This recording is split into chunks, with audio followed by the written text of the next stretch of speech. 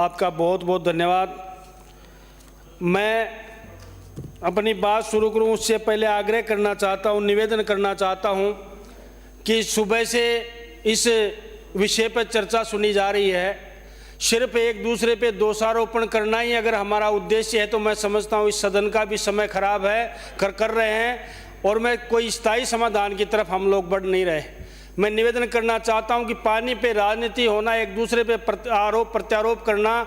ये हमारे आने वाली पीढ़ियों के साथ बहुत बड़ा अन्याय है। मैं स्थायी समाधान की ओर जिक्र करूं तो मैं इतना बुद्धिमानी तो नहीं हूं, लेकिन मैं इतना आग्रह करना चाहता हूं जब तक हम हमारे परंपरागत स्रोतों को जल संरक्षण नहीं करेंगे जब तक इसका कोई स्थायी समाधान हो नहीं सकता, क्योंकि ये आर्टिफिशियल चीज़ नहीं है, प्राकृतिक चीज़ है, इसका संरक्षण ही समाधान है। मैं आग्रह करना चाहता हूं, जल मंत्री बैठे हैं यहाँ पर, निवेदन करना चाहता हूं पूरे सदन के भी सदस्यों से, जब तक हम इस प्राकृतिक चीज़ को सहेज के नहीं रखेंगे जब तक इसका स्थायी समाधान हो नहीं सकता। और मेरे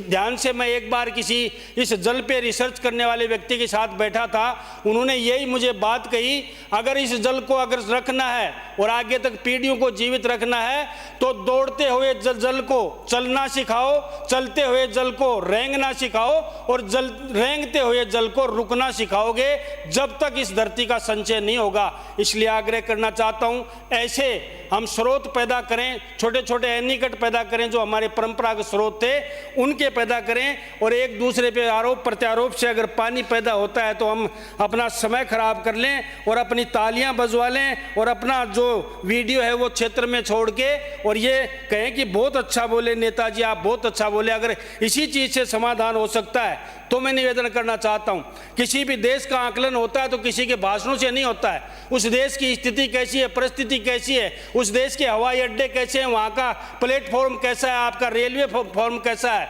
आपके वहाँ की आबो हवा कैसी है, वहाँ पर पानी शुद्ध मिलता है यानी जनता को कितना पानी शुद्ध मिलता है, वहाँ की रोडें कैसी हैं, इन चीज़ों का आकलन होता है, जब जाके ये चीज़ें हमारे देश को विकसित श्रेणी में लाने का काम करेंगी। हमारे माननीय प्रधानमंत्री जी ने, मैं निवेदन करना चाहता हूँ, 15 अगस्त 2019 को लाल किले से घोषणा की कि हम लोग 2024 तक जल जीवन मिशन के तहत इस देश के हर ग्रामीण को, हर नागरिक को, सुदूर क्षेत्र में रहने वाले हर ढाणी के व्यक्ति को हम लोग शुद्ध पानी मुहैया कराएंगे और नल से जल मुहैया कराएंगे। लेकिन उस पर भी राजनीति पे राजनीति। मैं कहना चाहता हूँ 4.25 साल में सिर्फ सरकार बचाने वाली है कांग्रेस की सरकार। 27,000 का एलोकेशन जल मंत्री द्वारा, गजेंद्र जी शेखावत द्वारा किया गया, उसमें 4.25 साल के अंदर मात्र आप 6,000 करोड़ रुपए खर्च करते हो और सिर्फ बचाने के लिए होटलों में, सरकार बचाने के लिए होटलों में बैठे रहते हो और बुराई करने को क्या क्या शेर नहीं पड़े गए। मैं निवेदन करना चाहता हूँ,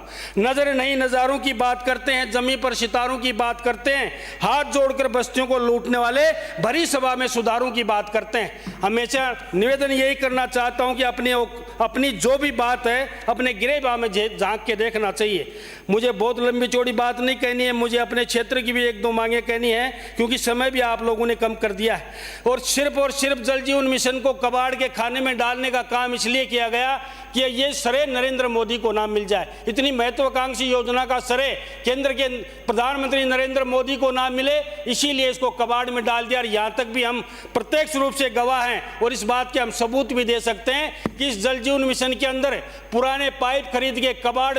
के भाव में पाइप खरीद के उनको थोड़ा मेंटेन करके, रंग रोगन करके रातों रात उनको दबा दिया गया, जो आज पंचर हो रहे हैं, जंग खा रही है और पूरा सिस्टम गड़बड़ा रहा है। मैं कहना चाहता हूं, मेरे क्षेत्र का निवेदन करना चाहता हूं, हमारे लिए इससे बड़ी बात क्या हो सकती है। कोई भी चीज़, कोई भी जो योजना होती है 1 मिनट में धरातल पे नहीं आती है। सभापति महोदय, यमुना जल समझौता जिसमें झुंझुनू, चूरू और सीकर हमारे आते हैं, मैं धन्यवाद देना चाहता हूं कि 30 वर्ष पहले स्वर्गीय भैरव सिंह जी शेखावत ने इसकी नींव रखी थी, यमुना जल समझौते की। लेकिन बीच में हमारे 20-20 साल तक हमारे सांसद, कांग्रेस के सांसद इसके नाम पर राजनीति करते आए और चुनाव जीतते आए, लेकिन 1% भी इस काम को आगे नहीं बढ़ाया। आज जो बड़ी बड़ी बातें हुई कि सिर्फ घोषणा हुई है, DPR हुआ है, मैं निवेदन करना चाहता हूँ यमुना जल समझौते का जो हमारे शेखावाटी के लिए एक वरदान होगा, जीवन दायिनी होगी, उसके लिए हमारी DPR बन रही है, उसमें पूरा शेखावाटी क्षेत्र हमारा आएगा। मैं आग्रह इतना ही करना चाहता हूं कि डीपीआर जब बने तो मैं मेरे क्षेत्र की बात करूं। मेरे क्षेत्र खेतड़ी के अंदर मैं ये नहीं कह सकता क्योंकि पहाड़ी क्षेत्र है, पूरा खेतड़ी क्षेत्र, उसमें नहर संभव नहीं है। मैं जलदाय मंत्री से इतना निवेदन करना चाहता हूं कि जिस दिन भी हमारी डीपीआर बने तो निवेदन मेरा ये है कि खेतड़ी क्षेत्र के जो बड़े परंपरागत बांध हैं, जो राजा अजीत सिंह ने हमारे उस टाइम बनाए थे, जो काला भुजा बांध है, अजीत सागर बांध है, तीजों वाला बांध है और रवा बांध है, मोड़ी लाकर बांध है, सिर्फ और सिर्फ उनको भरने की आप लोग कृपा कर देंगे तो मैं समझता हूं खेतड़ी का उद्धार हो जाएगा। खेतड़ी में आप भागीरथ के रूप में आप लोग शामिल होंगे। इस आग्रह के साथ मैं निवेदन करना चाहता हूं आपसे, ये मेरा निवेदन है कि 2024 से 2028 तक बढ़ाना भी इस योजना को, जल जीवन मिशन को, उसके लिए भी मैं हमारे मुख्यमंत्री जी को और प्रधानमंत्री जी को धन्यवाद ज्ञापित करना चाहता हूं। मैं पुनः एक बार आग्रह करना चाहता हूं, आप लोग मुझे बैठने के लिए उससे पहले ही कह देता हूं कि परंपरागत जब तक स्रोतों का संरक्षण नहीं होगा, इस चीज़ का स्थायी समाधान नहीं होगा। इतना ही आग्रह मुझे आज के दिन करना था। आप लोगों ने मेरी बात सुनी, उसके लिए बहुत बहुत धन्यवाद, बहुत बहुत साधुवाद।